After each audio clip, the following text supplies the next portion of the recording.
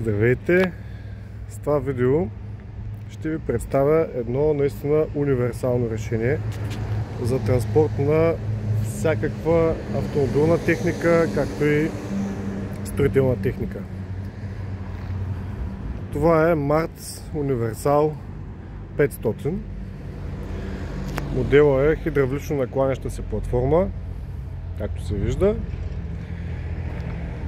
Предвидена е за транспорт на автомобили, бусове, както и строителна техника. Триосна е платформата.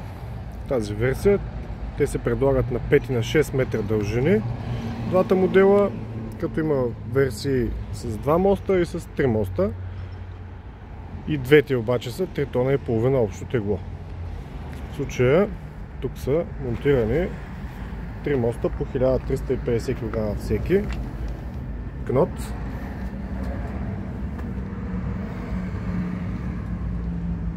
Има вариант с 10 солови колела.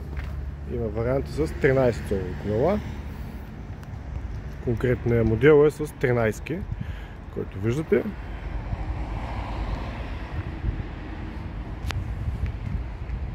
Дъното е затворено с водоустойчив шперплат 16 мм дебел, или познат като мултиплекс като материал, изключително устойчив.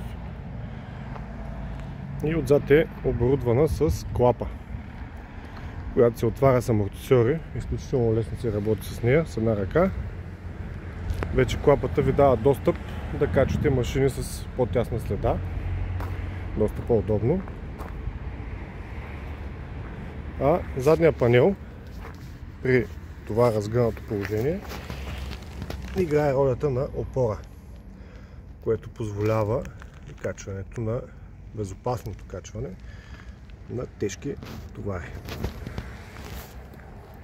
Моделът е изключително комбинативен. Като аксесуари за него се предлагат и канати, които могат да бъдат в комплект от 3 броя, предна, лява и дясна алуминиеви канати. Също така могат да бъдат и четворка, като клапата се заменя с рампи. Доста продаван модел, доста тестван от нашите клиенти вече в годините. Може да видите платформата, как е изработена отдолу. Стабилни напречни греди, комбинирани с още по-солидни надлъжни конзоли отстрани по бордовете.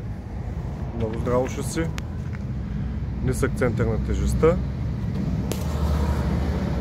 масивни хидравлични цилиндри, помпата е ръчна. Изключително полезен и предлагащ много вариации модел. Платформата тежи 960 кг, като полезният товар е малко повече от 2,5 тона по документи, въпреки че реално съм виждал и по 3800 кг машини качени върху нея, без да има абсолютно никакъв проблем. Налични при нас в автосалон Odessus, на маркета odessus.com, на 5, на 6 метра.